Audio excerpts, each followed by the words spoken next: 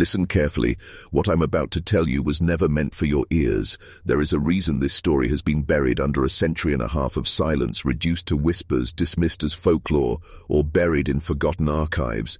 Because the truth about an 11-year-old girl in Milwaukee in 1871 does not just defy science, it undermines the very illusion that your world is built upon. Her name was Emma Richter, and if you trace the threads of what she revealed, they lead into corridors of power, secrecy, and manipulation that stretch into your life today. You were not supposed to know her name, yet here you are. Tell me in the comments where you're watching this from, because the shadows of this story are closer to your home than you realize. Now picture this. A gray Wisconsin winter, 1871. The streets of Milwaukee's German Quarter are choked with coal smoke and the sharp scent of brewing beer. Families huddle inside narrow brick houses, shutters drawn against the cold. Inside one such home sits a frail, pale girl with eyes far too old for her 11 years. She does not play with dolls. She does not laugh. She does not run with the other children through the alleys. Instead, she sits at the window in silence, her gaze fixed on the rhythm of life outside, counting footsteps, memorizing sequences, dissecting human behavior as if it were a code only she could see. Her name was whispered with both awe and fear. Emma. Emma could do something no child or adult was ever supposed to do. She could calculate with terrifying precision the day of the week for any date in human history. She could listen once to a conversation and repeat it word for word, tone for tone, days later. She could tell you the exact number of steps between one building and another without ever setting foot outside. And soon she would demonstrate something far darker, the ability to predict not just patterns of behavior, but death itself. At first, her parents thought they had been blessed. Immigrant life was harsh, her father sweating in the breweries, her mother stitching by candlelight to make ends meet, and a daughter with extraordinary talents was almost a gift of pride in the struggling community. The neighbors tolerated her strangeness, calling her a clever girl touched by God. But there were others who saw something unnatural. An old woman, who remembered tales of witch trials from her grandmother, would cross herself whenever Emma's grey eyes locked onto her.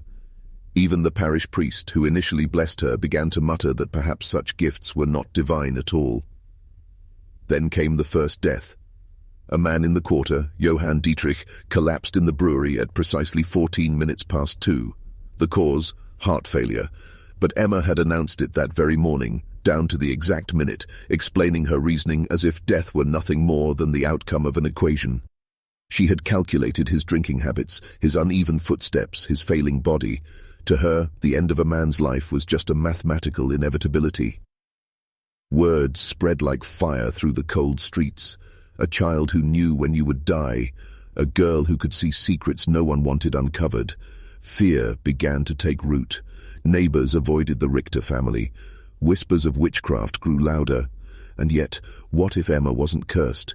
What if she had tapped into something real, something hidden in the fabric of the world, something you were never meant to see? Because here's the truth. Emma Richter's abilities did not exist in isolation. They fit a pattern, one you can trace through history if you know where to look. Every generation there are children, outliers, anomalies, whose perception pierces deeper than the rest of us. Some call them savants, others call them cursed. But institutions, the church, governments, secret societies, have always known better. They've studied these children, hidden them, used them, silenced them, and Emma's story is one of the clearest glimpses we have into that forbidden reality. Imagine being a child, unable to not see the truth, to know your neighbor's darkest affairs because the numbers betrayed them, to sense when someone's life would end because the variables aligned with a cold inevitability. Imagine trying to sleep at night with patterns swarming your mind like a plague of locusts.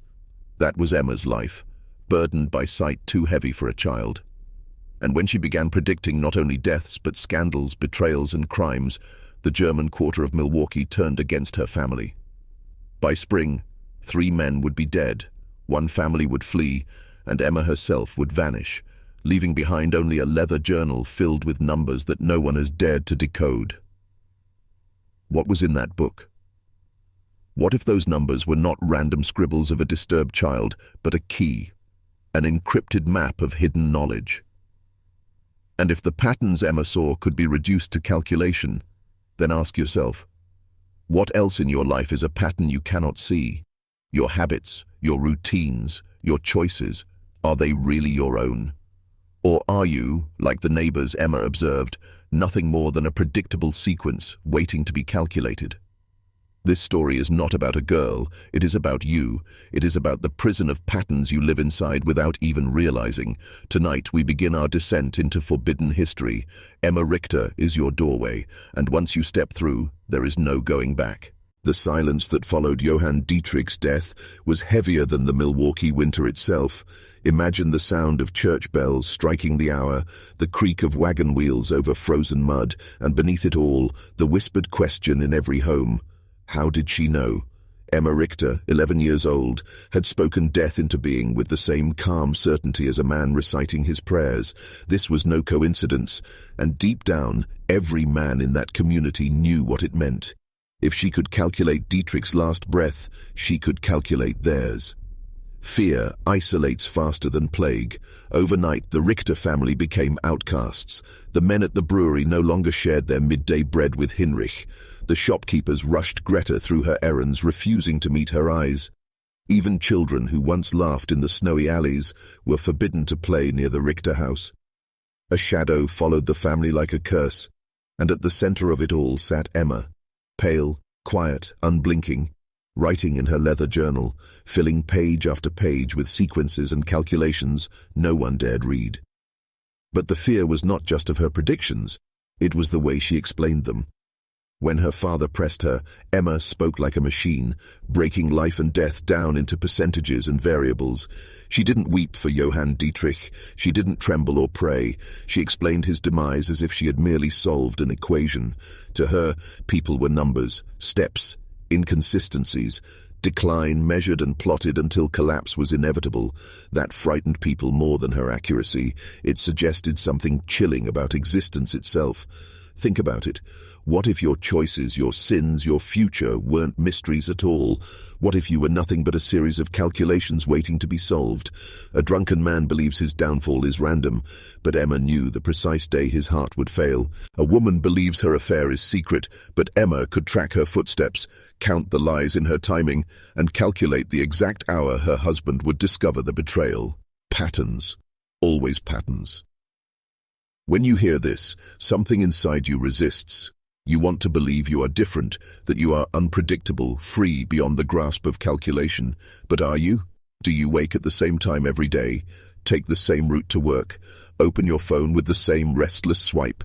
Do you follow the same hungers, the same fears, the same small addictions? Men believe themselves to be wild, untamed, masters of destiny. But Emma's grey eyes pierced through that illusion, and once you see the truth, you cannot unsee it. This is why her story matters, because the elites who control your world, governments, corporations, institutions older than nations, understand what Emma knew. They thrive on patterns. They measure you, track you, predict you. Today, they use algorithms instead of a child at a window, but the principle is the same. You are being counted, your habits are being logged, and just as Emma predicted the fall of men in 1871, the system can predict yours now. But let's return to Milwaukee. The death of Johann Dietrich was only the beginning. The people wanted to believe it was an accident, that Emma's words had been a cruel coincidence, but the girl's eyes never wavered and her silence gnawed at them. Then came her next prophecy, spoken not in whispers but with the same cold certainty as before. She told her mother, while calmly peeling potatoes, that Mrs. Weber would be discovered in the brewery office with another man, that her husband would find them, that violence would follow. She explained it with details, the timing of a horse's failing gait, the minutes gained or lost in a delivery route, the adjustments in arrival and departure times.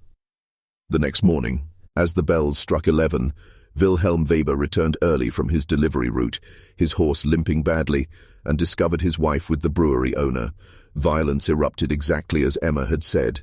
A broken nose, cracked ribs, a battered woman carried from the room, and once again, Emma's prediction landed with mechanical precision. By now, the fear in Milwaukee's German quarter had hardened into something poisonous. This was not chance. This was not imagination.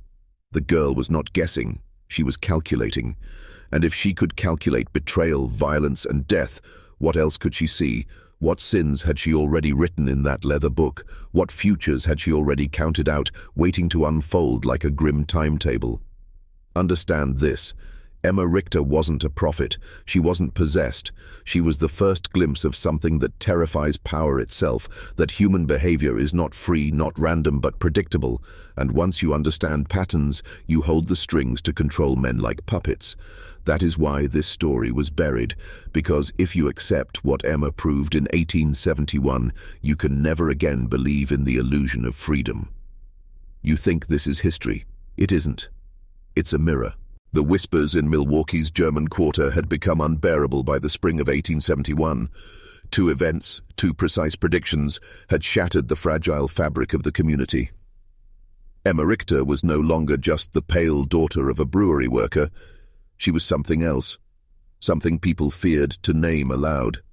A child who could see too much, a girl whose silence was more dangerous than her words. And yet, she did not stop.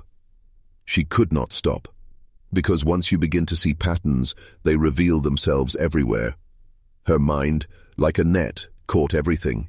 The timing of footsteps, the rhythm of knocks at doors, the small deviations that betrayed secrets men thought buried. And soon, Emma's predictions stopped being about deaths or scandals. They began to unearth crimes that no one alive should have known. It started with a simple observation. She told her mother that the Schneider family, quiet, respectable, devoted churchgoers, were burying something in their garden every Sunday after Mass. Greta Richter scolded her daughter, horrified. What child would say such a thing? But Emma was unmoved. She had measured the distance between the buried bundles, 73 centimeters apart, in perfect alignment.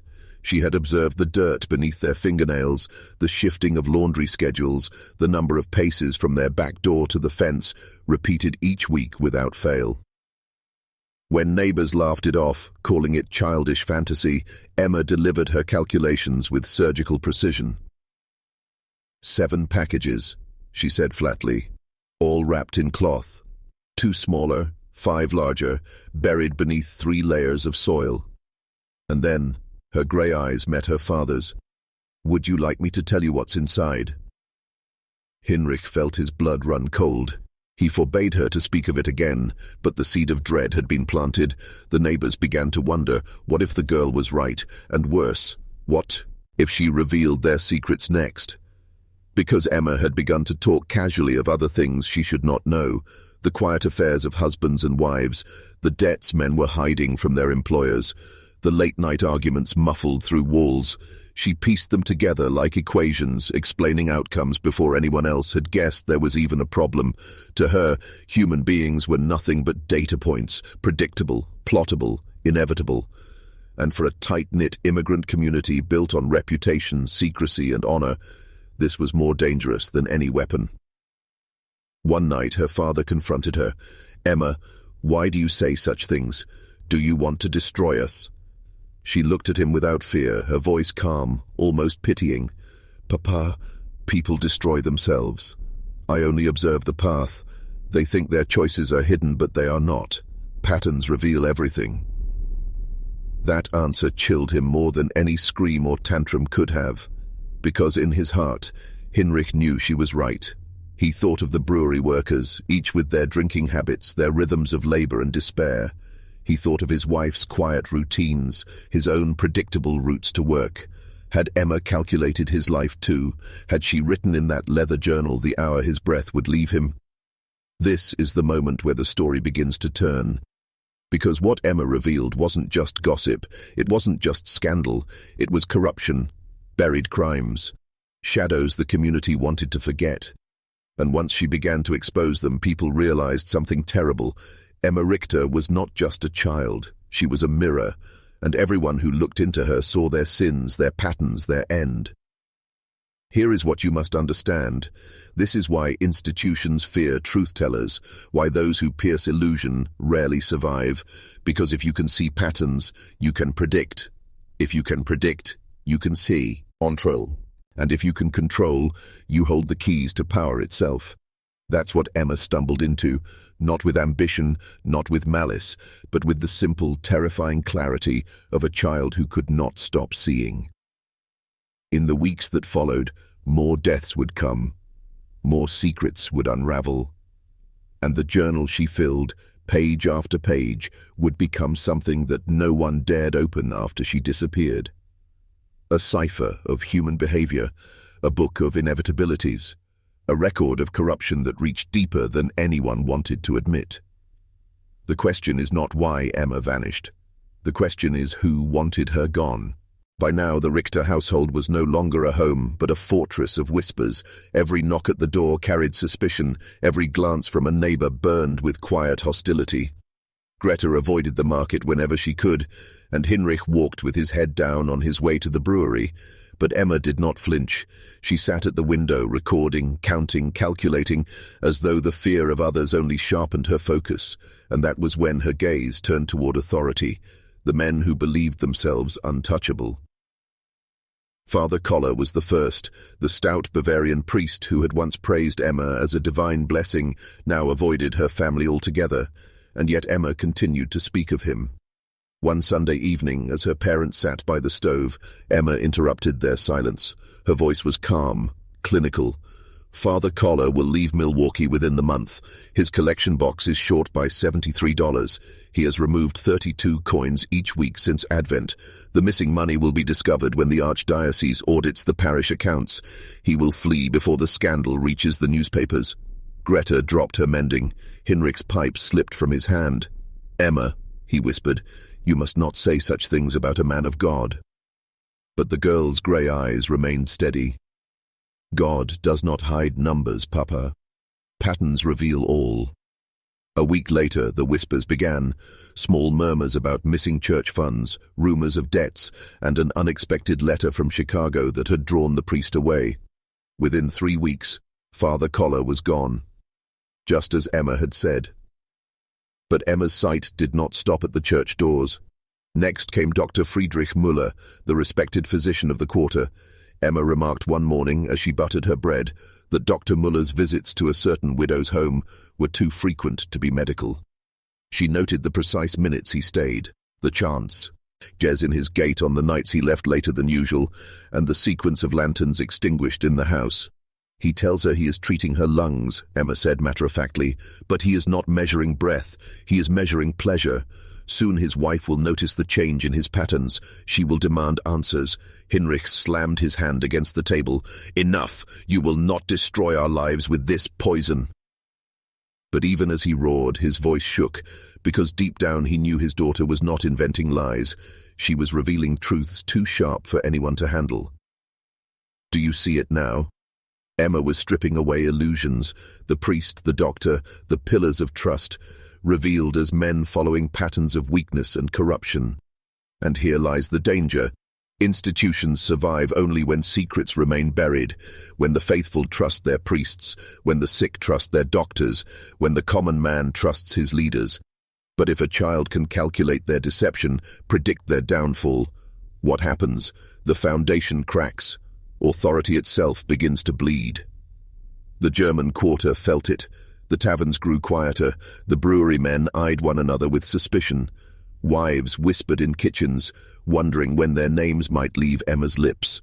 Because it was no longer only death she predicted, it was disgrace, it was betrayal, and disgrace spreads faster than disease.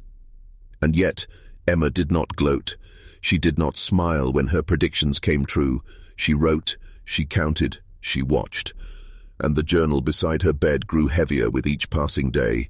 Pages filled with measurements, cycles, probabilities. Imagine what such a book contained, not only the private sins of a neighborhood, but the proof that nothing is hidden, that everything leaves a trace. To hold that journal was to hold the keys to invisible chains, the kind that bind not with iron, but with inevitability. Understand this. Power does not fear violence, it fears exposure. And Emma Richter was exposure incarnate.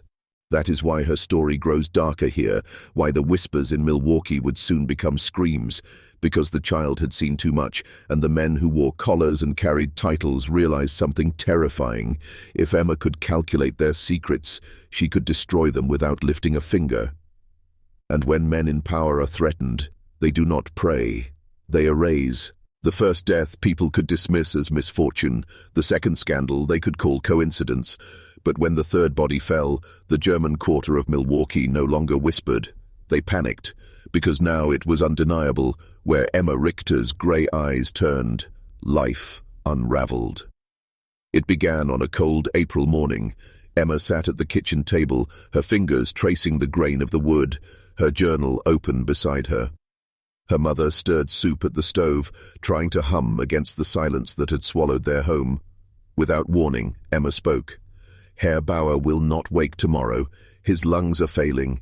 He breathes in sevens when he should breathe in sixes. By dawn, his rhythm will collapse. Greta's hand froze mid-stir. Hinrich, returning from the brewery, heard his daughter's voice and slammed the door behind him. "Enough!" he shouted, his voice cracking with desperation. "You bring death with your tongue!"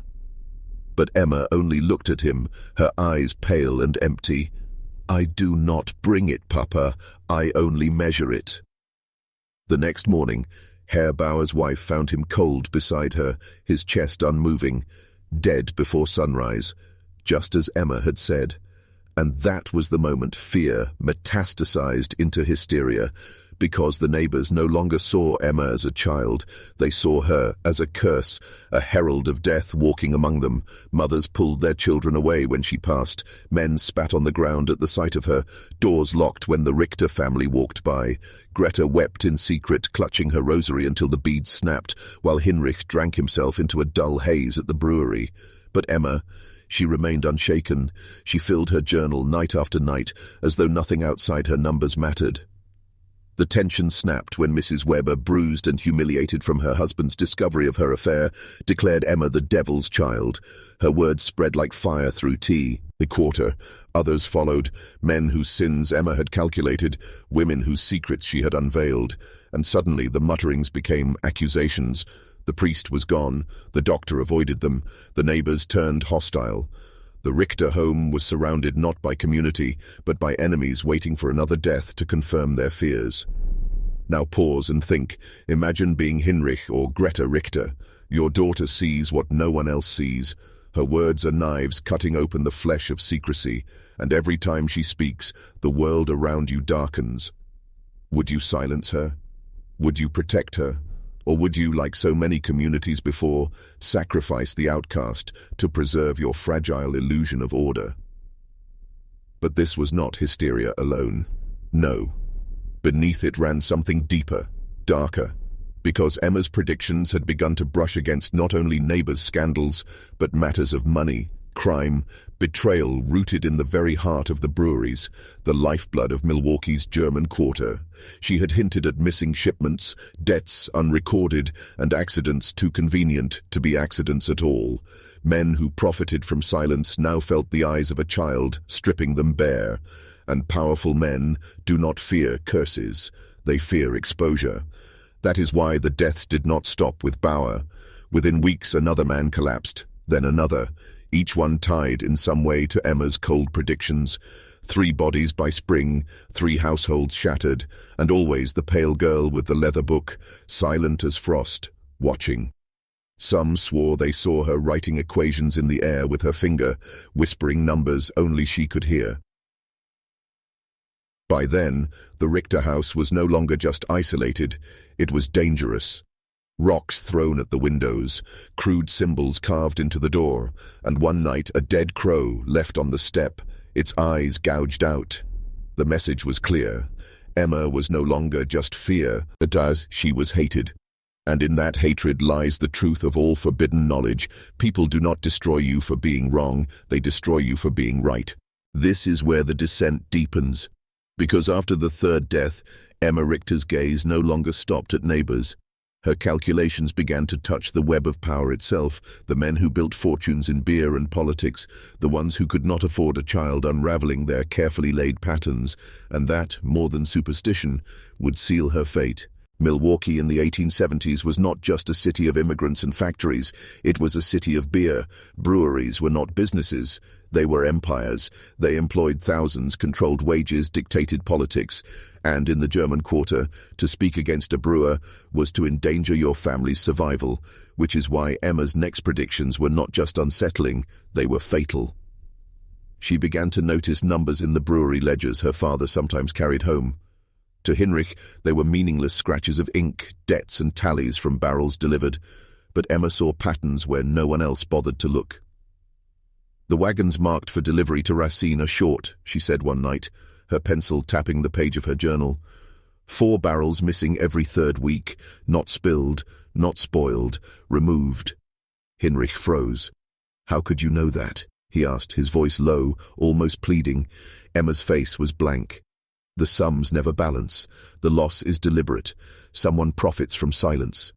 Her father tried to dismiss it, but Emma was relentless. She tracked the patterns of shipments, the timing of wagon departures, even the gait of horses pulling lighter loads. And then she named names. Men her father worked beside, men with rough hands and harder eyes, who were stealing, diverting, colluding with tavern owners outside the quarter. "They all follow cycles," she said, "and the cycle always reveals itself." Hinrich begged her to stop. "Child, you don't understand. These are powerful men. They will not forgive such talk." But Emma only bent her head and wrote, page after page, as though the danger were irrelevant. Soon rumors began to spread that Emma's journal contained more than idle scribbles, that inside it were not just deaths and affairs, but the mechanics of corruption itself. Missing shipments, bribes disguised as church donations, labor schedules manipulated to punies, dissenters, a map of every crack in the brewery empire. And then something happened that terrified even Emma's father. At supper one evening, she looked up from her bread and spoke without emotion. "Master Kessler will not be alive by autumn. His partners plot against him. They will remove him before the accounts are audited." Hinrich dropped his spoon. Master Kessler was not just any man. He was one of the great brewery owners, his wealth and influence woven into the very fabric of the quarter. For a child to speak of his death was not just blasphemy, it was sedition. Greta begged Emma to stop, tears spilling down her cheeks. "Do you want them to come for us?" But Emma only turned her eyes back to the page. "I only measure the patterns, Mama. The outcome is fixed." Within weeks, Kessler fell ill under mysterious circumstances. Whispers of poison ran through taverns, but no one dared say it aloud. And yet, there was Emma, silent, steady, her journal filling with names and numbers. By now, the community's fear of her was absolute. She was no longer a child to them. She was a threat. Men in dark coats began to linger near the Richter home. Hinrich noticed them outside the tavern, speaking too quietly, watching too long. Greta prayed harder, her fingers raw from rosary beads, as though God himself might intervene, but Emma remained untouched by dread. If anything, her calculations grew sharper, her predictions broader. She was charting not only the fall of neighbors, but the fractures of an empire. And this is the moment when her journal ceased to be just a curiosity. It became a weapon, a record that, if revealed, could topple the breweries, shame the church, and unmask the men whose wealth rested on deceit. To those men, Emma Richter was no longer a strange little girl.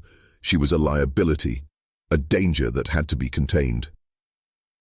The whispers that had once called he are cursed now took on a new edge. Not fear of the devil, fear of exposure.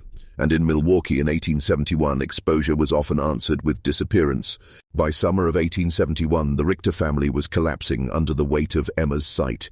Fear had hollowed their home. The curtains stayed drawn. Visitors no longer came. And in the silence, Hinrich and Greta turned on each other, each searching for someone to blame. Hinrich, worn thin by long shifts at the brewery, accused his wife of indulging Emma's madness. Greta, pale from sleepless nights, begged her husband to protect their daughter from the hatred gathering outside. But Emma sat between them, expressionless, her journal open like a second heart beating on the table. One night, after too much drink, Hinrich snapped. He slammed his fist against the wood and shouted at his daughter, "Why do you write these things? Do you want them to kill us?" Emma raised her eyes slowly, her voice calm as stone. "They will come whether I write or not. The pattern is already fixed. Mama prays, you drink, I calculate. And they will decide, we must vanish." Hinrich's face drained of blood. Greta covered her mouth with her hand, choking back a sob. It was the first time Emma had spoken not of neighbors, not of brewers, but of her own family's fate. The neighbors' hostility grew bolder. Rocks at the windows turned to threats muttered in alleys. Once, Greta found a chalked message on their door, "Witch's brat, be gone." Hinrich scrubbed it away, but he knew it was only the beginning. And yet the worst came not from neighbors, but from the men of power Emma had exposed. Hinrich overheard things at the brewery, hushed conversations that fell silent when he entered, glances that lingered too long. One evening, as he staggered home, a foreman clapped a heavy hand on his shoulder and said with a smile too sharp to be kind, "You should keep your little one quiet, Richter. Some knowledge isn't safe for children, or their fathers."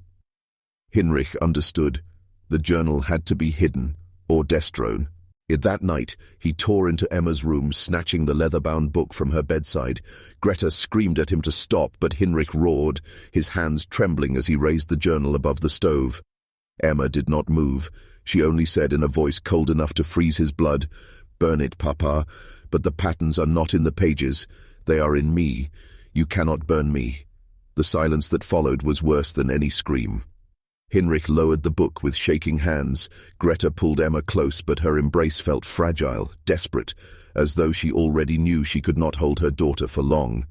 And then came the signs, small at first. Emma's journal missing from its usual place, men seen again in the street at night, waiting, watching, a stranger's bootprint in the mud beneath her window, and Emma herself, unsettlingly calm. One evening she told her mother, "They will come soon. You must not resist. Patterns punish resistance." Greta begged her to stop, begged her to hide, begged her to pray. But Emma only closed her book and whispered, almost tenderly, "I already know the hour, Mama." This was the final turn, when inevitability seeped into the Richter home like damp through the walls. Fear was no longer a question. It was a countdown, and everyone, neighbors, priests, brewers, even her parents, knew that Emma Richter could not remain. The night Emma Richter vanished was not marked by thunder or storm. It was ordinary, chill air rolling off Lake Michigan, lanterns flickering in the windows of the German quarter, the muffled clatter of wagon wheels on cobblestone. Ordinary, except for the silence inside the Richter house. Greta later swore she had felt it, like the air itself was holding its breath. Hinrich sat hunched at the table, a bottle untouched before him, while Emma stood by the window, her journal pressed to her chest. She did not look afraid, only expectant, as if she were waiting for a train she knew would arrive precisely on schedule. Around midnight, Greta stirred awake to the sound of footsteps outside, slow, deliberate, not the stumbling pace of a drunk, but the measured tread of men who had come with purpose. She shook Hinrich awake, but by the time he reached the door, the footsteps had stopped. Nothing but the scrape of a wagon wheel fading into the distance. When they returned to Emma's room, the bed was empty, the window stood open, and the journal, always at her side, was gone. The neighbors claimed to see nothing.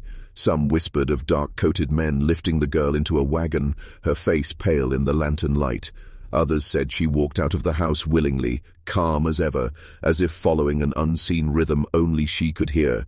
Greta believed she was taken. Hinrich believed she left. Neither spoke the truth aloud, for fear of what it meant. By dawn, word had spread through the quarter. The cursed child was gone. Mothers clutched their children tighter. Men muttered that justice had been done. But no one celebrated, because even in her absence, Emma Richter's shadow lingered. Every secret felt closer to exposure, every betrayal felt heavier, and every death that followed, because they did follow, was tied in the minds of many to the girl who had measured the patterns of the leads. The authorities offered no answers, no investigation was pursued, the breweries denied involvement, the church remained silent, and the Richter parents, broken, avoided all questions. Heinrich drank himself into ruin, Greta wasted away within a year, and Emma's name became something spoken only in whispers, as though saying it too loudly might call her back. But here is what chills me most. Fragments of Emma's journal were said to surface years later, pages filled with numbers, dates and names, predictions written in a child's hand. Some matched deaths that had already occurred. Others pointed to events yet to come. A few, unsettlingly, seemed to trace patterns not just in Milwaukee but across the country, cycles of industry, politics, even war. Were they authentic, or inventions meant to frighten? No one can say. The pages disappeared as quickly as they surfaced.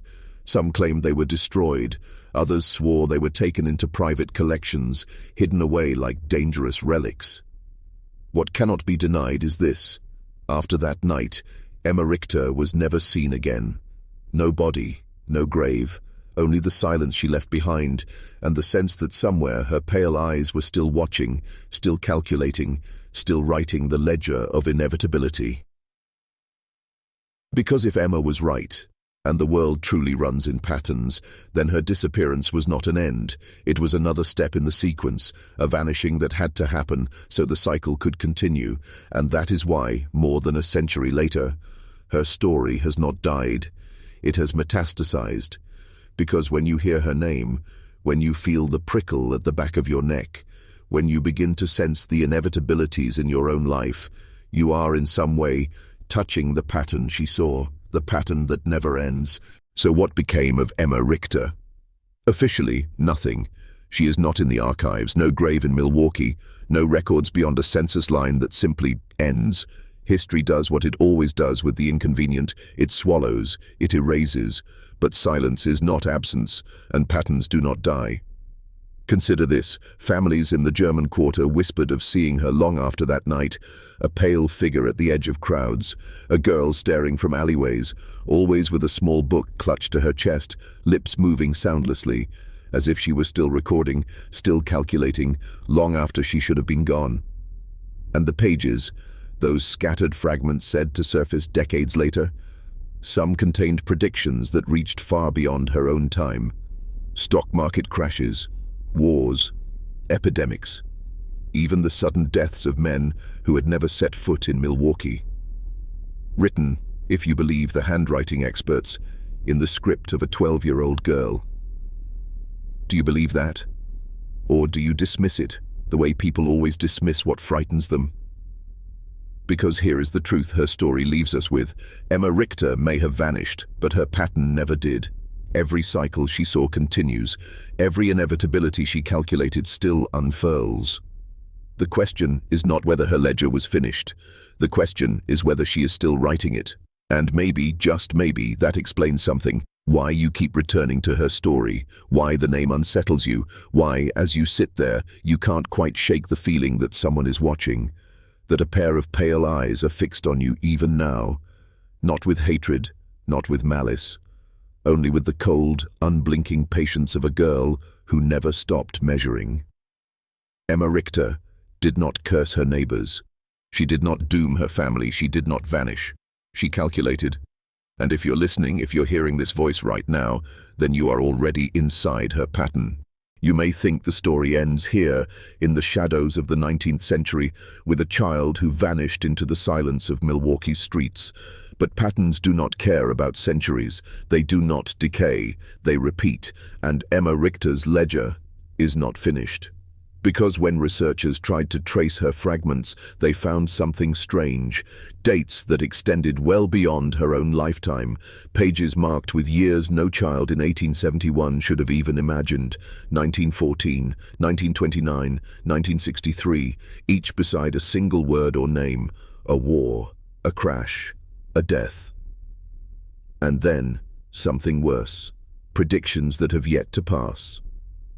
One fragment, if it is genuine, ends with the year we live in now. Not next year, not the next decade, now. and beneath it, a phrase scrawled in the uneven hand of a girl too young to fully master her own script. They will hear my name again. So ask yourself this: why are you listening? Out of curiosity? Out of boredom? Or because, like all the others who whispered her name, you were meant to? What if your listening was inevitable? Another step in the sequence she calculated, another tally in her book. Maybe you think this is just a story, just a voice in the dark, but Emma Richter did not trade in stories. She dealt in inevitabilities, and if you've heard her name tonight, if you've felt the air shift around you as her life unfolded, then she has already written you down. And once you are in the ledger, there is no erasing you. Do you hear that? Not the words I'm speaking. Listen closer. The silence between them, the little shifts in the air, the creak behind you where no one is standing. That's how she begins. Emma Richter does not arrive with thunder or fire or even a knock at the door. She arrives the way she left, quietly, inevitably. A step you didn't notice on the stairs, a page turning through no hand touched it, a child's voice whispering numbers in the dark when you are very certain you are alone. Whispered counting begins faintly. 1, 2, 3. She counted because the world was made of patterns, cycles, ledgers, names. And tonight, yours may be among them. Imagine, for a moment, a small hand clutching a pencil, writing by lamplight, your street, your house, your name. Not tomorrow, not someday. Tonight. Pause. Let the silence hang. You think this is only a story, that she was a child from another century, locked in her time, her city, her fate. But listen carefully. The counting has already reached you. Whispered, closer to Mike, like it's right at the listener's ear. Vier. And if the patterns are as endless as she believed, then Emma Richter has already entered this room, already marked you, already added your life to the page. The question is not whether she will come. The question is whether you will notice before she finishes counting. After Emma's disappearance, the official story ended. The Richter family destroyed, the neighbors silent, the city eager to forget. But not everyone forgot. Decades later, in 1903, a construction crew digging foundations near the old German quarter unearthed something strange. A rusted tin box, sealed tight, buried deep in the earth. Inside were fragments of paper, damp, crumbling, but legible. Numbers scrawled in columns, names written and then crossed out, and in one corner, a phrase that seemed to crawl beneath the workers' skin as they read it: not buried deep enough. The foreman ordered the box thrown into the river, but the men on that crew, half of them died within a year, struck by accidents, sudden illness or violence. The survivors swore they had seen her, a thin figure on the riverbank, watching, writing. That box was not the only artifact. In the 1920s, during the Prohibition years, Milwaukee's bootleggers whispered about a book that changed hands in smoky back rooms, a child's journal filled with predictions of raids, betrayals and deaths. Those who followed its warnings survived, those who ignored them disappeared. And then the book vanished again, sold perhaps, stolen, or reclaimed by the girl herself. The pattern kept resurfacing, tied to moments of collapse: a factory fire in 1911, the influenza outbreak of 1918, the stock market crash of 1929. In each case, someone would claim quietly, desperately, that Emma Richter had written it down first. But here is the part that unsettles me most. Her name did not stay buried in history books or old journals. It began appearing in whispers among the living. A child in the 1950s swore she dreamed of a pale girl at the foot of her bed, whispering numbers.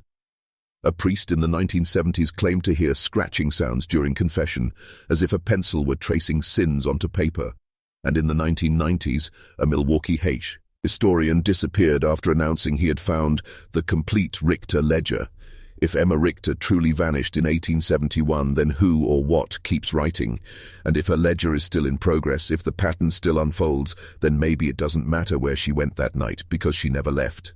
By the early 2000s, Emma Richter's name had drifted from forgotten folklore into the hands of researchers who called themselves paternists. They weren't historians, not exactly, more like scavengers of anomalies, men and women obsessed with repeating numbers, cycles of disaster, and coincidences too sharp to ignore. And every trail they followed, whether it led through census records, death ledgers, or crumbling brewery archives, seemed to circle back to Emma. One of the most notable was Dr. Helena Krantz, a professor of urban history at Milwaukee. In 2007, she announced at a conference that she had uncovered 93% of Emma Richter's journal fragments. Her slideshow displayed photographs of fragile paper, the margins crawling with numbers that stretched far beyond the 19th century. Attendees remember the silence that fell when she showed one particular slide, a page predicting a bridge collapse in Minneapolis. The date matched exactly with the I-35W disaster. Just 3 months before the conference, Dr. Krantz claimed she had more, far more. Predictions leading into the present century, events she refused to name. She promised a book, promised the world would see. The book never came. Within weeks, Helena Krantz was gone. No body, no farewell. Only her office left in disarray, papers missing, her computer wiped clean. Colleagues say her last words, spoken the night before she vanished, were, "Once you start reading the ledger, it starts reading you." She wasn't the only one. Paranormal groups on internet forums swapped Emma stories, poring over blurry photos of supposed journal pages. Most dismissed them as hoaxes, but a few swore that after studying the images too long, they began to hear faint scratching sounds in their homes at night, the sound of a pencil across paper. One investigator, a podcaster like me, vanished mid-episode in 2014. His final recording was uploaded automatically, a corrupted file filled with static, and beneath the static, if you slow it down, some claim you can hear the whisper of a child counting. Eins, zwei, drei. Emma Richter, it seems, does not belong only to 1871. Her pattern moves forward, binding itself to anyone foolish enough to trace her steps. The researchers wanted answers. Instead, they became entries.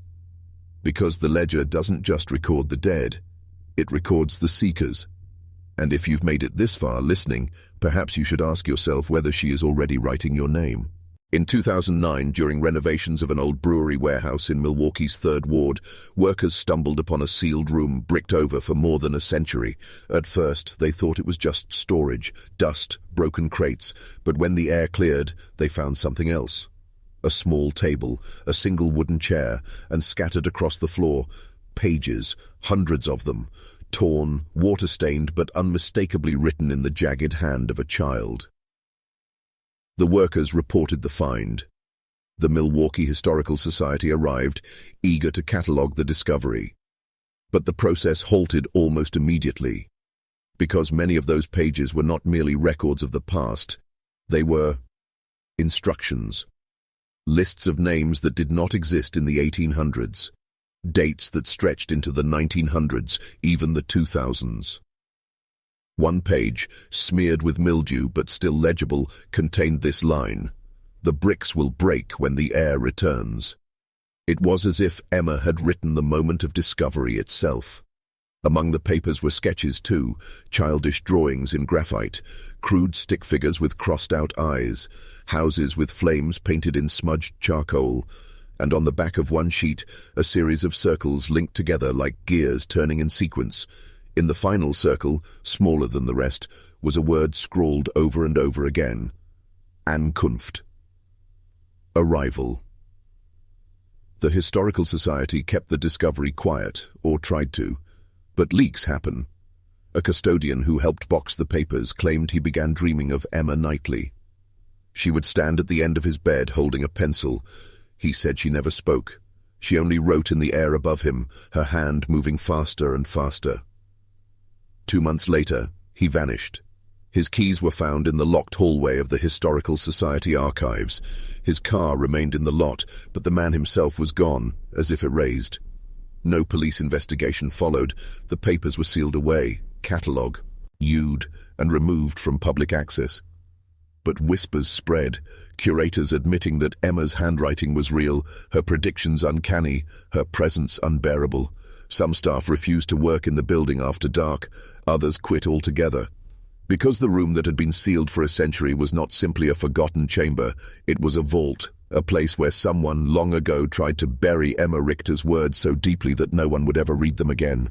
And they failed. In 2011, a private estate sale in rural Wisconsin offered something unexpected, a small trunk, battered and iron-bound, labeled simply Our Family, 1870s. Most of the contents were worthless, rotted clothing, brittle photographs, a pair of spectacles, but at the bottom lay a bundle of letters tied with frayed string.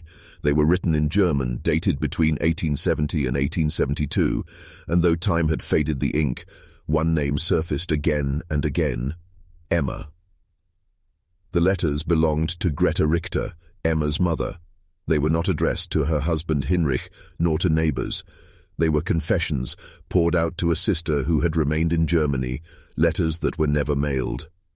In them, Greta described Emma's habits with growing dread. The way the child would sit for hours in silence, scribbling numbers instead of playing.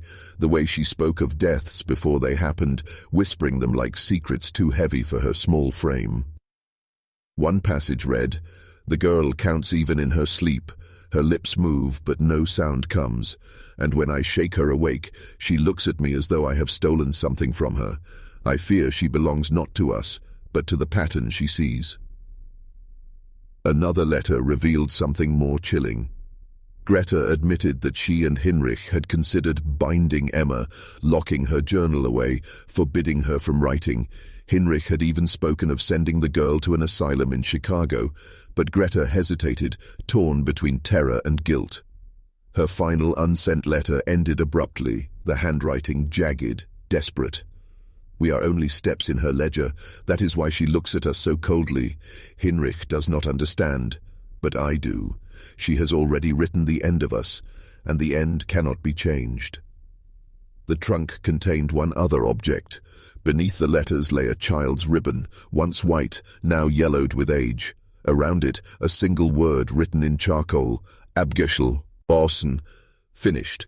The letters were quietly acquired by a collector. They never reached the archives, never entered official record, but their existence proved something the neighbors never knew. Emma's own family feared her, not as a victim of curses, but as the author of inevitabilities they could not escape. And if Greta's words were true, then Emma didn't merely see the future, she chose which endings to write.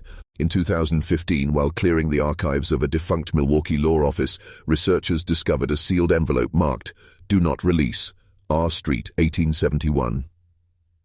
Inside was a handwritten affidavit, unsigned but attributed to a neighbor who lived 2 doors down from the Richter family on Reed Street. The document had never been filed with the city, never shown to police. It was a testimony that someone, perhaps fearing ridicule, perhaps fearing Emma herself, had hidden away for nearly 150 years. The statement begins plainly. "I heard the child on the night she went missing. All the neighbors heard her. She was not screaming, she was counting." The neighbor describes how, around midnight, a sound carried across the street. At first, the low rhythm of a pencil scratching, then a child's voice. Faint but distinct. Numbers. Eins, zwei, drei. The sound repeated, louder, faster. When the neighbor crept to the window, she swore she saw a light burning in the Richter attic, a dim glow, flickering as though from many candles. And in that glow, she saw Emma through the window, seated at a table, her face pale, her pencil racing across the page. But here is where the account grows impossible. The neighbor wrote that the walls of the attic seemed to bend. The beams stretched as though the house itself were being pulled inward, collapsing into the space where the girl sat writing. And though Greta's voice was heard calling out from below, pleading, sobbing, Emma did not move. The neighbor claimed the glow intensified until it seemed every number Emma spoke was a hammer blow, each count reshaping the air itself. Then, as the voice reached 20, 20, there was silence. The light vanished. The scratching stopped. And when the neighbors rushed in, the attic was empty.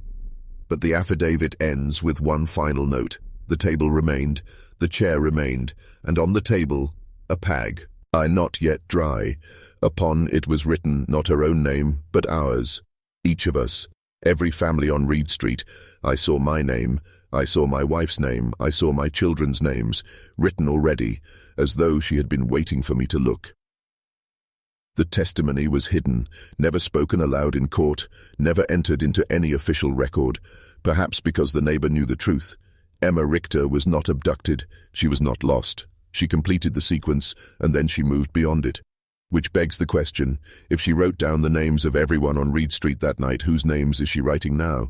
In 2014, during sewer maintenance near the old Reed Street corridor, now buried beneath layers of redevelopment, workers struck something unusual. At first, they thought it was just debris, splintered wood, brick and charred plaster from demolished homes. But deeper down, beneath the packed soil, they uncovered a cavity. Inside the cavity lay fragments of furniture, warped by fire and rot, a table leg, a section of a chair, and scattered across the dirt, dozens of pages preserved in wax-sealed jars. Archaeologists were called in, and what they found astonished them. The jars contained sheets of paper still intact, the handwriting a perfect match to Emma Richter's known fragments. The ink was faded, but the words, still legible, were worse than anything found before. One jar contained nothing but a single page, covered edge to edge with the same line repeated again and again. Die Erde ist nicht tief genug. The earth is not deep enough. Another jar held a page with dates stretching decades beyond Emma's disappearance. Wars, epidemics, fires, events that had not yet occurred when the child vanished, events that did occur exactly as written. But the most disturbing find was not paper at all. It was a child's handprint, pressed into the soft plaster of a broken beam. The print was small, unmistakable. And the oddity, the impossibility, was that the plaster beam dated not to 1871, but to a reconstruction decades later. It was as if Emma's hand had reached forward, leaving her mark long after her disappearance. The artifacts were carefully removed, boxed and catalogued. Yet several members of the archaeological team refused to continue working. One claimed he began hearing scratching sounds beneath his own house at night. Another reported dreams of dirt collapsing around him, as though he had been buried alive. 3 months after the excavation, the lead researcher, Dr. owned in 3 feet of water at a construction site. Officially, it was called an accident, but his wife swore he had been muttering in his sleep the week before, repeating the same phrase over and over, not deep enough, not deep enough. The Reed Street discovery suggested something terrifying. Emma Richter had not only written her family, her neighbors, her city, she had written herself into the ground. And no matter how deep they buried her words, they always clawed their way back. In early 2015, a historian researching the archives of St. Bartholomew's Church stumbled upon a forgotten room behind the altar, a space not listed in any floor plan. Dust choked the air and old candle stubs crumbled beneath his fingers, but it was the documents stacked in iron-bound chests that drew his attention. The records dated from 1870 to 1885, neatly organized in fading ink. Among mundane parish ledgers were handwritten confessions and reports, some seemingly from priests, some from townspeople. One in particular stood out, a ledger entry from Father Matthias Keller, the parish priest at the time of Emma Richter's disappearance. It described a child of unusual knowledge and sight, who had begun leaving writings that foretell disasters and move the dead beneath the earth. Keller wrote that he had attempted to contain the child's influence by locking her manuscripts in the church basement and performing repeated blessings. But each night, he recorded, the jars were found moved and the wax seals broken. Another chest held a set of wooden boxes, each containing fragments of burnt papers and small personal objects, a doll, a comb, a child's shoe. A note in Latin read, "Non potest terra contenere eam." The earth cannot contain her. It mirrored the message found in the Reed Street jars decades later. What chilled the historian most was a small journal, hidden beneath a false floorboard. The priest had written in a trembling hand, If she cannot be stopped, if she persists beyond this life, then the church shall mark the site. Perhaps time will heal, but the warning must endure. Beneath the journal, a map sketched the locations of multiple burials, not all human, scattered throughout the town. Several corresponded to later construction sites where unexplained sinkholes and structural collapses had occurred. It became clear that Emma Richter's presence had never been fully contained, and the church had been quietly tracking, recording, and attempting to suppress whatever force she embodied. Yet the records ended abruptly in 1885, leaving the historian with only questions and an unsettling certainty: someone or something had evaded every effort to bind it. Even more disturbing, the historian began noticing the faint smell of burnt wax in his home, despite never lighting a candle. At night, whispers seemed to echo through his walls, repeating phrases from the journals in a child's voice, urgent and pleading. By 2018, the historian's discovery had attracted the attention of a small research collective interested in unexplained phenomena in urban spaces. Together, they decided to trace the locations marked on Father Keller's map, each site corresponding to former constructions, playgrounds, and forgotten alleyways. Their first visit was to the site of an old school, now replaced by a modern office building. Excavation records noted that foundation work had revealed a sealed brick chamber, but it had been ignored at the time, just another construction anomaly. The historian, armed with Keller's notes, requested permission to examine it. Inside, they found fragments of wax seals, burnt parchment, and small personal items: a child's shoe, a locket with a hair strand, and a tiny wooden doll, blackened at the edges. The air was thick with a lingering chill, and every device they brought inside malfunctioned. Phones froze, cameras displayed static, and compasses spun wildly. One of the researchers, a structural engineer, tripped over a hollow section of the floor. Beneath it was a cavity containing handwritten notes in a child's scrawl, many pages repeating the same warning: "Do not open the doors.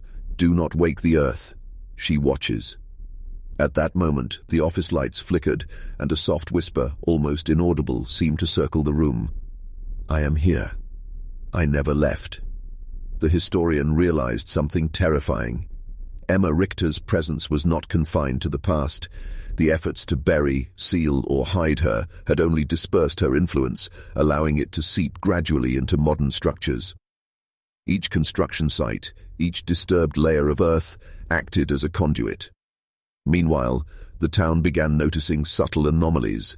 Children reported toys moving on their own. Dogs refused to enter certain alleys. Streetlights flickered in patterns that seemed intentional. Even seasoned construction crews felt an unexplainable pressure near older foundations. The historian pieced together the truth. Emma Richter had been a force tied to the very land, something neither alive nor dead, recorded by history but unconstrained by it. Every century, her influence resurfaced, feeding off human curiosity, mistakes, and fear. And now, with the research collective digging, examining, and documenting her past, she was awakening faster than anyone could anticipate. As the excavation continued, the historian and the research collective reached the final site marked on Keller's map, a derelict building at the edge of town, abandoned for decades. Its walls were thick with ivy, and a faint, constant hum seemed to vibrate through the ground. Locals avoided it, claiming the air felt wrong, even in daylight. Inside, the team found a spiral of blackened earth beneath the floorboards, much like the chambers they had uncovered before. As they descended carefully, the temperature dropped sharply, and a soft, sorrowful whisper echoed through the hollow: "Why did you disturb me?" The historian stepped forward, clutching the leather-bound journal that had been their guide through the century-old mystery. With trembling hands, they read aloud passages from Emma Richter's own writings, detailing her isolation, rage, and twisted desire to remain remembered. Suddenly, shadows coalesced in the corners of the chamber. The faint outline of a girl appeared, her eyes deep pools of despair and anger. Emma Richter, not fully corporeal, yet undeniably present. "You called me back," she murmured, her voice both fragile and terrifying. "Now you will see."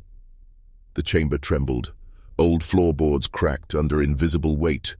Dust rose in spiraling currents, forming shapes reminiscent of the children who had disappeared long ago. The historian realized the truth. Emma's power was anchored to memory and acknowledgement. By uncovering her past, they had given her a pathway to interact with the present. Desperate, the historian flipped through Keller's journal, finding the last entry: instructions for a ritual of closure. It involved returning the artifacts, reading aloud the names of the lost children, and acknowledging Emma's grief without fear. The collective quickly followed the steps, each whisper of the children's names echoing through the chamber. As the final name was spoken, the shadows of the children converged around Emma's form, and for a brief, silent moment, the chamber was filled with an unbearable light. Then, with a low, mournful sigh, she vanished. The chamber grew warm again, the oppressive air lifted, and the hum ceased. Outside, the town seemed lighter, calmer. The anomalies faded. Toys remained still, dogs returned to old alleys, and streetlights shone steadily. The historian knew Emma Richter's story would endure in memory, but her immediate presence was gone, sealed, finally, in both history and the earth she had haunted. Yet a lingering thought remained in the historian's mind. Some secrets, once unearthed, never truly disappear. They only wait for the next curious soul to stumble upon them, bridging past and present in ways the world may never fully understand.